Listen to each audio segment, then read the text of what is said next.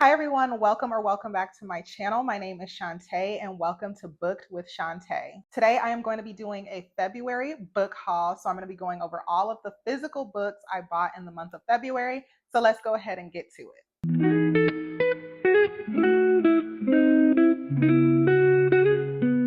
Okay, you guys, so I am a Kindle girly. I prefer to read on my Kindle. I primarily read on my Kindle. It's just so convenient and easy to read at night or to take with you on the go. So I primarily read my Kindle, but I am trying to grow my physical copy books collection.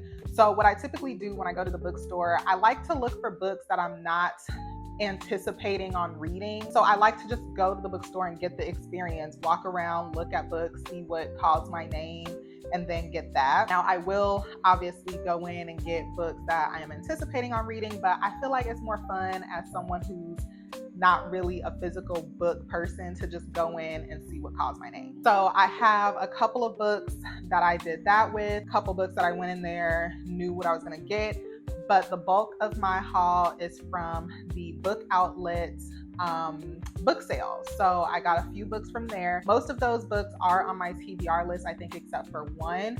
So yeah, we just gonna go through the books that I've bought this month. Two of them I did already read, so I'm gonna start with that and just give a real brief summary. I'm not gonna go into my thoughts because that will be in my wrap-up video. So let's go ahead and get to it. So first up, we have By the Book by Jasmine Guillory.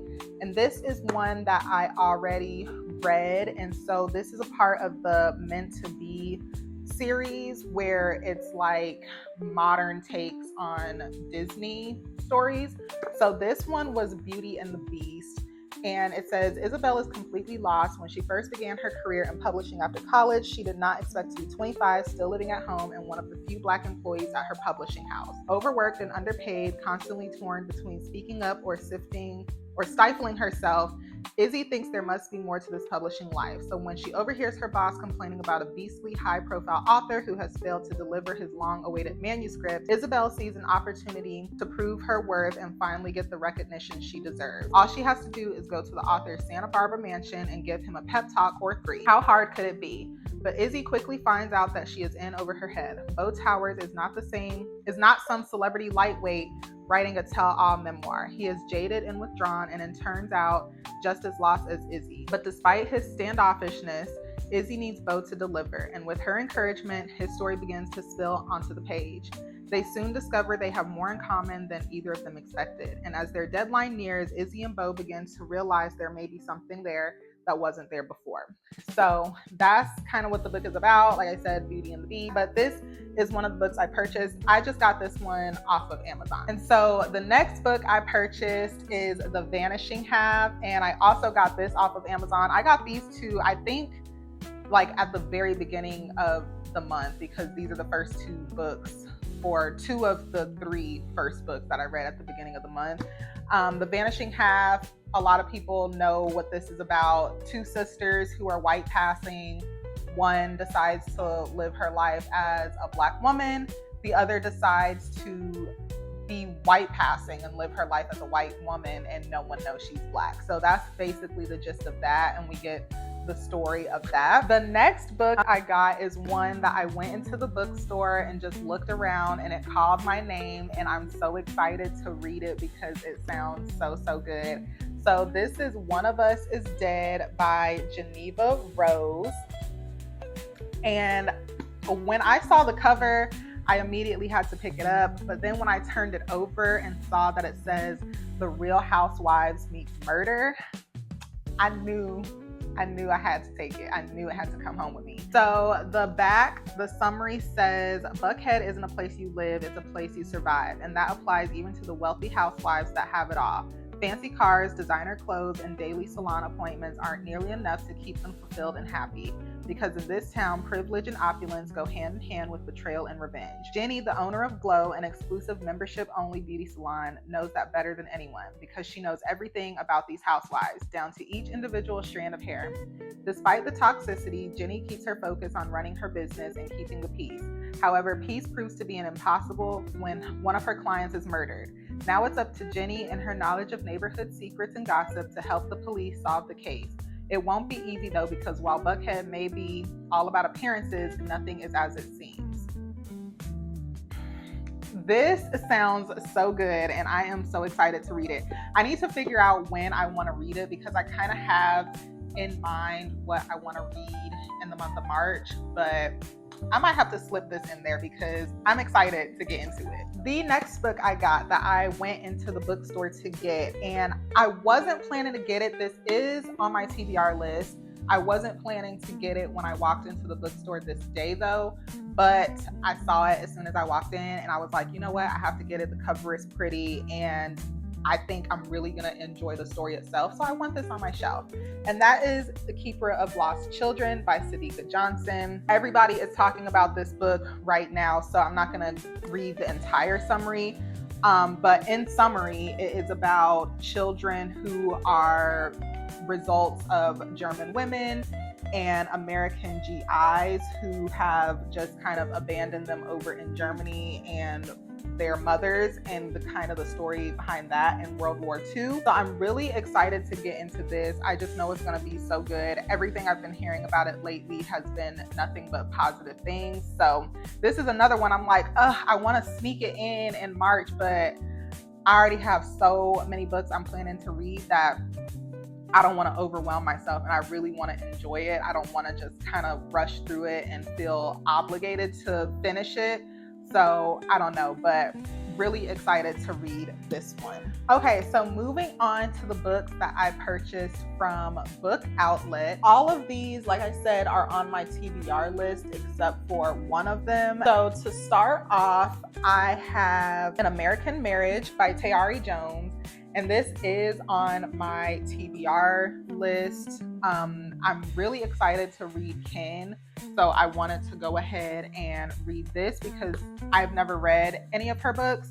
So I wanted to read and kind of get an idea of like her writing style and her as an author. So the back says, a captivating love story that is also a clear-eyed look at the effects of injustice in contemporary American life. Tayari Jones's novel gorgeously chronicles three people who are bound together and separated by forces beyond their control. As newlyweds, Celestial and Roy are living the American dream. He is a young executive and she is an artist on the brink of an exciting career. But after Roy's incarceration for a crime he did not commit, Celestial, bereft and unmoored, turns to a childhood friend and Roy's best man, Andre, for support. As Roy's absence drags on, Celestial faces soul-wrenching decisions about balancing loyalty and independence, desire with social and familial expectations, and what is right with what is fair and to whom. So I am super excited. When I read the synopsis, that hooked me because I really enjoy stories that sound like they can really happen and that sound like they're real people. So I'm excited to read this one. This next book I got is Stone Cold Fox. And this is on my TBR list as well. I had to get a book that was kind of like thriller. And then after reading the synopsis and seeing it's about her basically being like a con woman, I knew I had to get it because I love that kind of stuff. Even when I watch like movies or TV shows, I don't know what it is, but I love shows and movies about con men, con women. Is so interesting to me. So this says, it's a perfectly wicked debut thriller about an ambitious woman who, after a lifetime of conning alongside her mother, wants to leave her dark past behind and marry the heir to one of the country's wealthiest families. That's the only part I'm going to read. I'm not going to read the entire synopsis, but that's basically what it's about, and that was enough to hook me in. So super excited to read this one as well. The next book I got is The Davenports, and I have been hearing so much about this book. I'm getting more into historical thrillers as well. Not historical thrillers, historical fiction. I'm typically a thriller girl. Like, that's just typically my preference. I love thriller, but I also have learned that I really do enjoy historical fiction. So I am trying to add more of those books to my collection. To sum it up, the Davenports, they are a Black family, and it says in 1910, and they have a ton of wealth. They have founded a carriage company, and they have three daughters. two daughters. It looks like two daughters, and then it looks like two childhood friends will be involved. But what really drew me to this is one of the daughters wants to be, it says, Helen is more interested in fixing cars than falling in love unless it's with her sister's suitor. So that interested me because, you know, back in this time, it was all about like the women just get married, kind of do women things. Like you don't need to be doing what your daddy and your brothers and all of them are doing.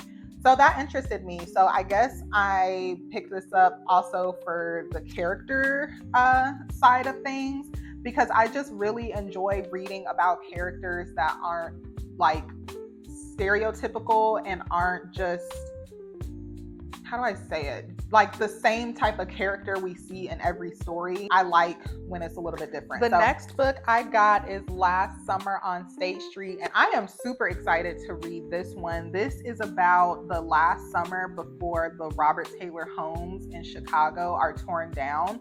So it explores, you know, the emotions behind that, friendship, that neighborhood type of vibe in the 90s. It's a lot shorter than I guess I assumed it would be. 212 pages. So this is going to be a quick read. The next book that I got that I'm actually planning to read in the month of March is Grown Woman by Sarai Johnson. And I'm excited to read this because it's about different generations. We are in 1974. Charlotte is 18 and pregnant with her daughter Karina when she flees her privileged upbringing, seeking refuge from her cold, troubled mother, Evelyn. She lands in a tiny town outside of Nashville without a plan. When Karina is born, Charlotte begins to forge a troubled path of her own. But when a teenage and headstrong Karina gives birth to her own daughter, Camille, Charlotte's life is changed.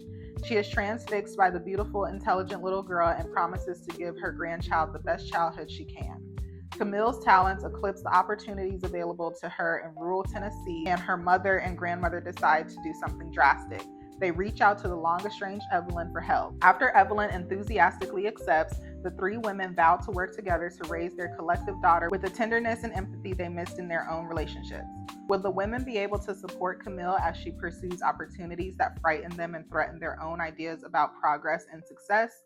Or will their damaged relationship and hurt feelings overwhelm them all? In masterful, elegant prose, debut novelist Sarai Johnson introduces readers to an unforgettable family and this rich and moving portrait of Black women's lives across 50 years. So I'm extremely excited to read this. I love reading stuff like this. Again, real people, real issues, relatable. I'm a mother, I have a mother, you know, so I feel like this is going to be a good read. And like I said, this is one that I'm planning to read in the month of March. And then the last book I got that I wasn't planning to get, but then once I read the synopsis, it sounded interesting and I wanted to go ahead and pick it up, is Skin and Bones by Renee Watson. Lena is getting married even if it is at 40.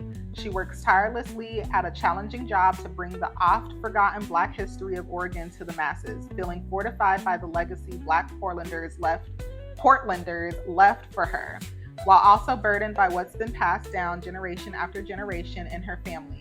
Lessons and values about faith, love, and beauty. Some of these lessons she wants to hold on to, but some she needs to unlearn. As she strives to evolve for her daughter, not wanting to make the same mistakes her mother made with her, a confession on her wedding day shifts her world. Unmoored and grieving a major loss, Lena questions everything she thought she knew about love, friendship, and parenting, and finds herself trying to teach her daughter self-love even as she struggles with it herself. Told in Renee Watson's poetic voice, Skin and Bones is a stirring exploration about who society makes room for and gets passed down from one generation to the next, and a mother's resolve to teach her daughter how to take up space and shine her bold, brilliant light in a world that wants to dim it. So again, this stuck out to me. Just being a mother and having a daughter myself, I feel like I'm really going to enjoy this. And that's another thing I want to do too. I know in the beginning I said, you know, I'm pretty much a Kindle girl. I don't really purchase books, but I also am looking, when I start purchasing physical copies of books that I would want to keep on my shelf for my daughter in the future. My daughter also loves to read. She's only 4, but she already loves to read. So I feel like it would be good to have certain books on my shelf so as she gets older and is of age, she can read these historical fiction books, or she can read these books about generations and women and things like that. So I'm excited to read this one. And that is it for my book haul. I have so many books on my TBR. I'm like, I don't know how I'm going to read every book, because every day I'm just adding more books, and I'm so excited about everything I'm adding that I'm like, I want to read them all right now. But that is it for this video. Comment down below and let me know if you've read any of these books and your thoughts on them. If you purchased anything interesting this month, let me know that as well. Thank you so much for watching my video. I hope you guys enjoyed, and I will see you in the next one.